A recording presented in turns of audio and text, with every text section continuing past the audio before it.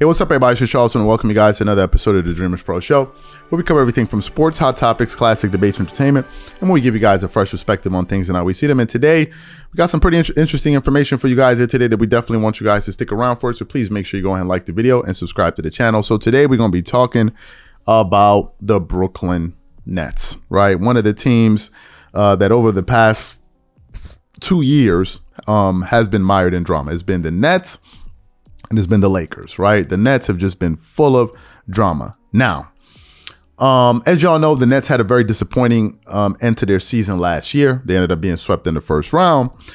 And coming into this season, there were a lot of question marks surrounding the team. Number one, we all hear the chatter surrounding Kevin Durant, right? A lot of people have been saying that, Kevin Durant, ever since Stephen Curry won his 4th championship and his first one without KD, a lot of people are now saying that Kevin Durant cannot, would have never won championships had he not played with Stephen Curry, and that seems to be the narrative out there. So KD is kind of battling that and trying to come back and kind of solidify his legacy once and for all. And I believe that Kevin Durant has something to prove. So that's one character person there. Then you have Ben Simmons. Ben Simmons, as I've told you guys before, I'm gonna say it again, Ben Simmons is just out there wasting everybody's time.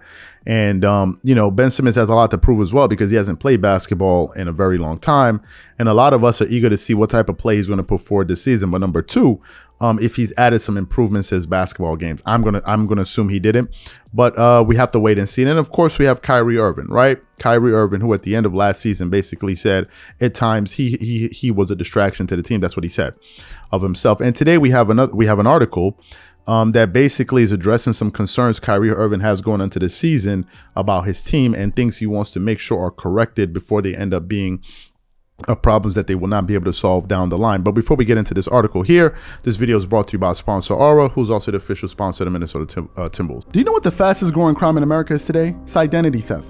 Imagine trying to log into your email only to see that your password has been changed. Then you start getting weird notifications from your bank and credit cards only to find out that all of your personal and sensitive information has been totally compromised. If you think it can happen to you and your family, just know that in 2020, over 49 million Americans were victims to identity theft, costing them a combined $56 billion. That is why we are excited to partner with Aura, who's the sponsor of this video. Aura is the #1 identity theft and financial fraud protection. Aura monitors the dark web and alerts you if any of your passwords and accounts have been breached. And funny enough, after using Aura, I discovered some of my credentials were floating around in the dark web, and the app showed me exactly when and where the breach happened. In addition, Aura allows you to set spending alerts and they'll notify you of any suspicious transactions. Aura is 4 times faster than any of its competitors in alerting you if someone is trying to open a credit card or obtain a loan using your name. And remember this, every 14 seconds someone becomes a victim of identity fraud. Don't let it happen to you. Now click the link in the description and try Aura for free for 2 weeks and see if any of you or your family's personal information has been compromised. Start your free trial at aura.com/dreamerspro. And when you try Aura by using the link in the description below, also know that you're supporting this channel. Thank you. So what we want to do is we want to get into this article here, and I'm getting this from, what is it, Nets Daily. I didn't even know this website existed, but anyway, let me start off with the article. It starts off with the headline: Kyrie Irving, Nets need to get tougher, change their image. The article continues on.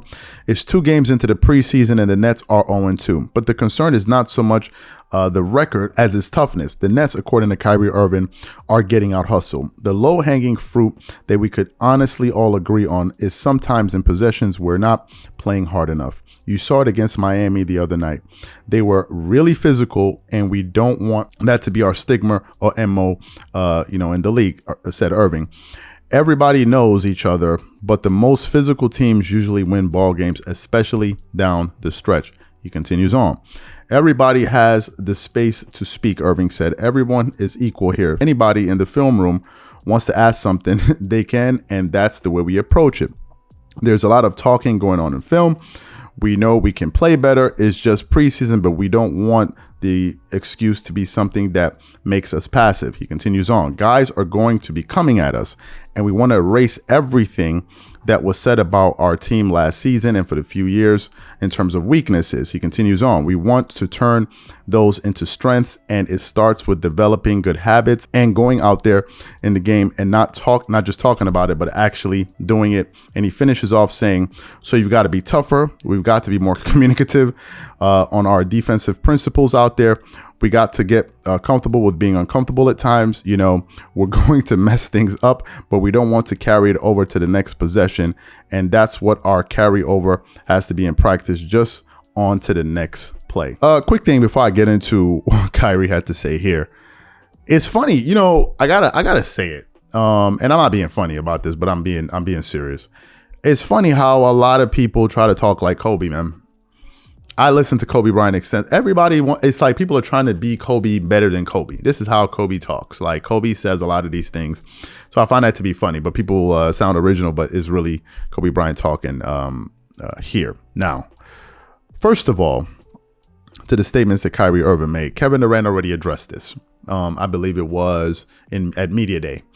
Kevin Durant said at Media Day that he was very concerned and disappointed in his team last season after his, he himself went down with injury, how the team let a lot of winnable games get away, right? They basically capitulated. They got complacent. They were like, well, our best players are not here, so we're not going to put forth our best effort.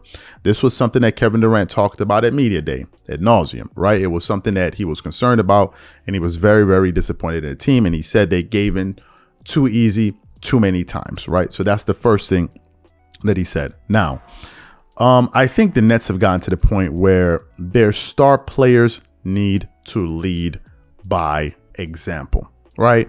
If you want people to follow you, you got to do the thing that you're asking these people to do, right? And if you want them to be committed, you yourself have to be committed. You have to be putting in the long hours. You have to put in the hard work, and then all the other guys on the team are going to follow suit. That's the first thing. The second thing is this, and it leads me to a bunch of questions, but I'm going to start in a different order here.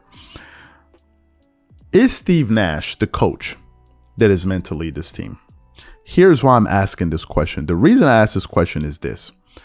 If you notice, if you look at coaches, for example, Bill Belichick or Greg Popovich, these guys have a reputation of getting on their star players. And when other players on the team see that the head coach is holding the star players accountable, everyone will be forced to fall in line. That is just the way that it works. But if you have the head coach afraid to hold his main guys accountable, right, then you're going to create situations where you have dissension, right? No one will end up respecting the head coach. So that's the first thing. Is Steve Nash the guy to be able to hold these guys accountable? Number one. Number two, are Kevin Durant and Kyrie Irving capable of holding themselves accountable?